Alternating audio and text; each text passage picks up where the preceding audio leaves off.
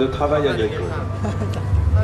Les ingénieurs russes donc, se sont penchés sur plusieurs formules et ont opté pour un appareil biplan pouvant décoller court, se poser court, équipé d'un moteur de 1000 chevaux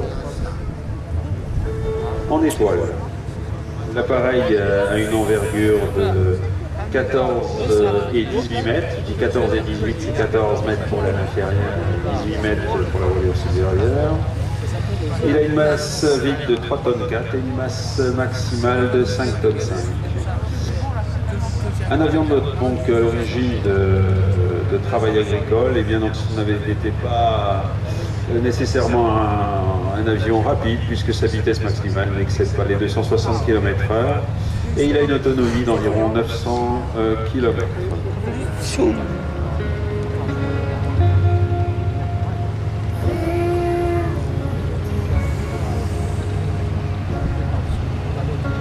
La spécificité qui était demandée dans le cahier des charges, c'était donc de pouvoir décoller et atterrir de terrains sommairement aménagés et courts pour pouvoir justement traiter les cultures. Et bien donc cet appareil peut décoller entre 150 et 180 mètres, c'est ce qu'on va pouvoir apprécier tout de suite. Cet avion qui semble très rustique a été construit jusqu'en 1994. Et 18 000 exemplaires ont été construits.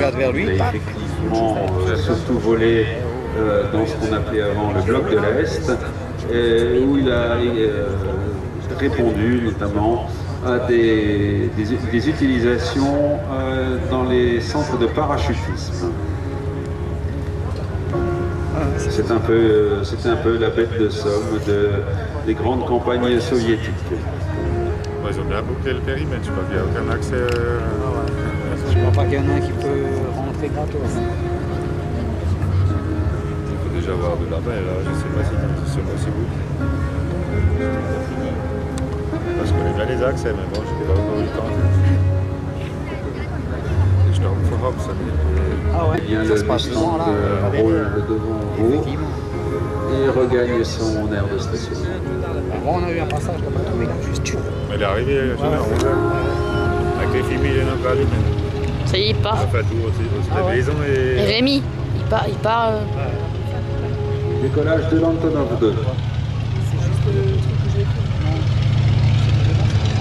Voilà, il est déjà en l'air. Ah, il est déjà en l'air.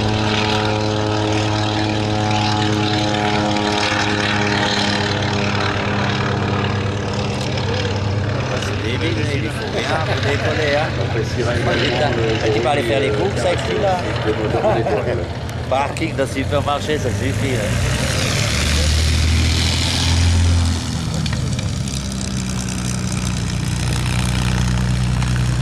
Il est pas très jeune, hein, le Nuki pilote à Bookie. Mustang, là. 4. Il a un choc, hein. Après les passages rapides et trajectoires bien tendues du B-51, eh bien on va voir une autre facette de l'aviation. C'est l'aviation qui vole doucement.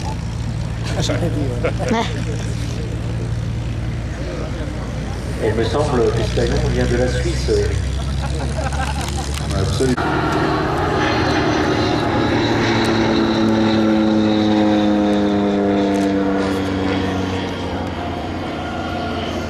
Cet Antonov 2 nous vient de Suisse, mais il y a également 2-3 Antonov 2 qui volent en France, notamment dans le sud de la France, et vous proposent des vols touristiques ou des baptêmes de l'air sur cette somptueuse machine.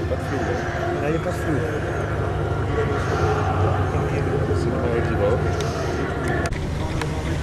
Il semble glisser dans les airs. Et cette grosse masse là. C'est un problème moteur, il n'y a pas de souci, quoi. Il est ça quand même. Il plane, Il n'y a pas de souci. Faut qu'ils descendent vite quand même parce que. Qu'est-ce qu'ils ont dit là?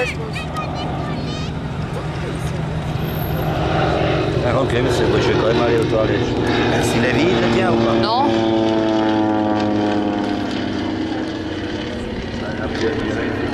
magnifique croix suisse sur l'intrado de l'Antonov 2. En Allemagne notamment, Regarde quand je suis à fond dans zoom. Enfin, de ces zooms. eh bien, avait conçu déjà un avion qui était gigantesque pour l'époque, c'était le VOX, qui était un gros hydravion et qui est en fait le premier gros avion de l'histoire de l'aéronautique. Ah, tu dois être là. Celui-là, il peut se poser sur le taxi, ouais, tellement qu'il va lentement. L'Antonov 2 se présente à l'atterrissage. Et à l'instar de son décollage court, eh bien, on va pouvoir apprécier un atterrissage court. Là, comme il a rebondi, il est maboule. Voilà, il est parti. Il va revenir avec un pneu crevé, la roulette de queue. Eh bien, en attendant que les avions se stationnent et les articles leur aire de stationnement, eh bien, on va continuer à poursuivre le jeu, notre jeu, en posant une question et le gagnant, eh bien, devra remettre le casquette de l'emmèneur papier. Et la question dont Didier nous a parlé de Charles Guilmer, un race français, mais la question est quel est l'as des as français, c'est-à-dire quel est le pilote français qui a remporté le plus de victoires lors de la Première Guerre mondiale. Mon cher